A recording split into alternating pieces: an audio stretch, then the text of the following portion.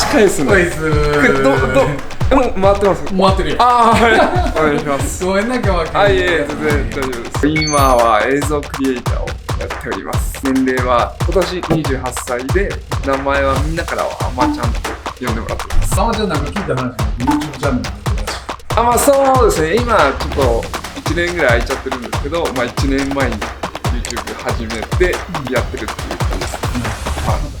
夢や現実葛藤や希望よ曲折ロマン飛行喜怒哀楽内容彩る人最後は笑って話をしよう誰一人同じ道はなし枠を捨て今ある形愛しい感性いろいろ安定人生アート色人チャンネルお願いします。はい。僕らのその色人チャンネルって言って、はい。まあ、いろんな人の人生撮ってて、はい。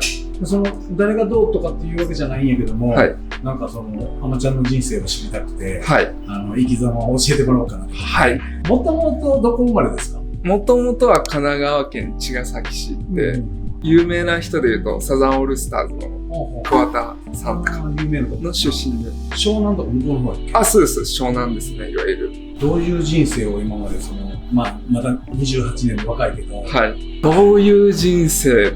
高校を卒業してすぐ就職しました。とりあえず。で、最初、何にしようかなと思ってた時に、母親がふと消防士になってくれっていうことで、消防士、その時、だいたい学校に1000人いたら、多分995人ぐらいは進学するような学校に行ってて。じゃあめちゃめちゃ頭賢い。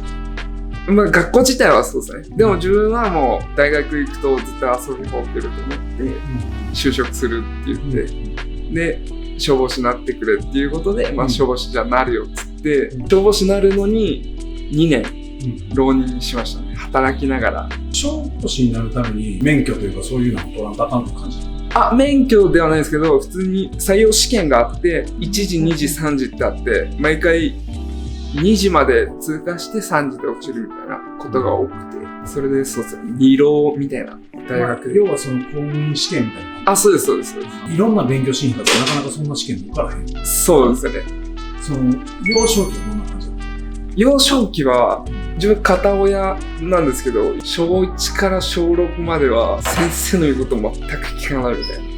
結構、多動症みたいな多分とこもあって、なるほど。今で言う。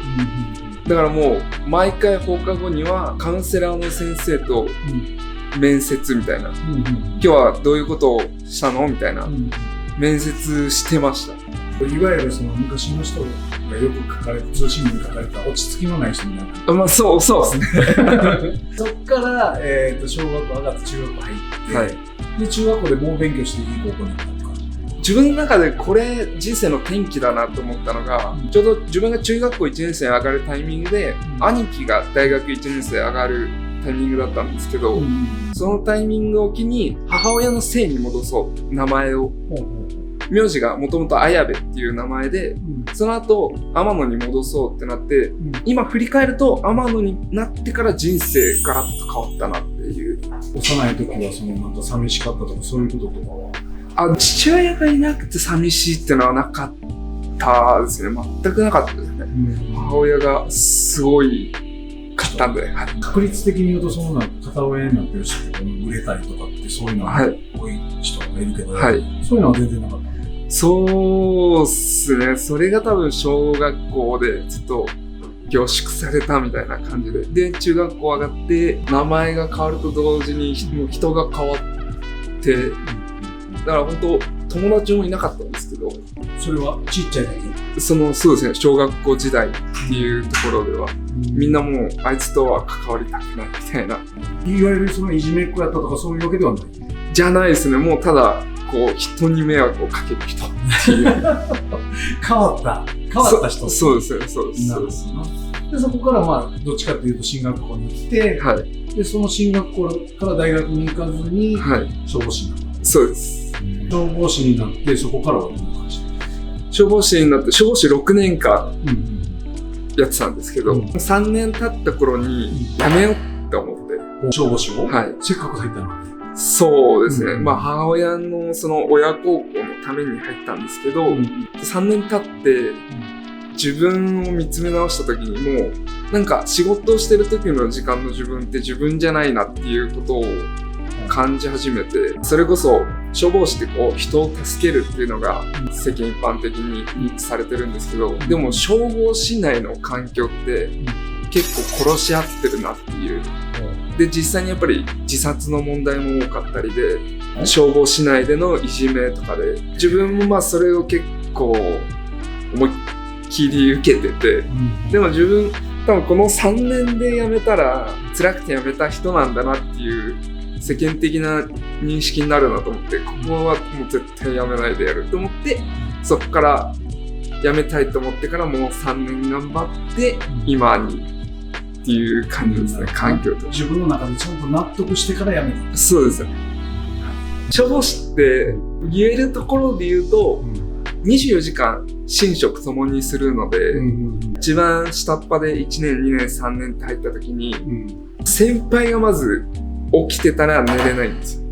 マジで？はい。野球部よ。もうまあそうですね。そうでまあ起きてたら寝れないんですけど、先輩もわざと寝ないみたいな、下を寝かしつけないためにみたいなこともあったりで、だから明け晩っていうのが要は朝仕事行って次の日の朝帰ってくるんですけど、まあみんなそこで基本寝ちゃうみたいな感じなんですけど、その帰ってきてからも今日飲み会だからみたいな感じで、もうプライベートも全部寝れずでまた次の日24時間仕事でみたいな生活実態が最初の3年ぐらいは多分続く感じですね。それってやっぱりその自分がやられたことを次の人にもやり返すみたいな、そういうスパイラルみたいなのがあるのかっていうか、それがなんかそのいいコミュニケーションとして捉えてしまっている環境というか、いやこれが俺らなりのコミュニケーションだよっていう、多分そういうので俺らもそれに付き合わないといけないのかっていう最初の3年生までは。ちなみにその自分がそういう逆の立場になるのって入って何年目ぐらいになる？3年ぐらいでちょうど移動を迎えるんですよ。そのいる場所が最初一番大きい大所帯のところにいるんですけど、そこからこう小さい部隊に配属になるんですけど、小さい部隊になって逃げられるか、そのまま要は3年迎えてそこに留まり続けたら多分同じようにで、そういう風にしないといけない、その上からの圧というか。じゃあまあでもそれはそのなんか消防士になりたくてなったっていうわけじゃなくて、まあその親孝行のためになった。はい、自分はそうですね。入り口は最終的に辞めたのは自分のなんか夢とかあったからとか。そうですね。3年経ってもうこれは自分は続けるべきじゃないって考えて、ただその当時何かやりたいかって考えた時に、まあ、そこもぼんやりしてて、最初アパレルやりたいとか考えながらも、アパレルをやるにしても別に服のこと全然知らないし、教養的な部分もっと大事だなと思って、結構いろんなところもともと旅行は行ってて、なんかそういうところからじゃなんか感じてなんか見つけ出せればいいなって、その辞めたいと思ってその後続けた3年でそこを考えながら過ごしてた感じですね。さっきちょっとだけ話してくれたけど、その海外に行こうと思ってた。はい。それがコロナでダメになった。そうですね。去年。今その最近の若い子って夢のないことかやりたいことがない子っていうのすごいたくさんいるんだけど、はい。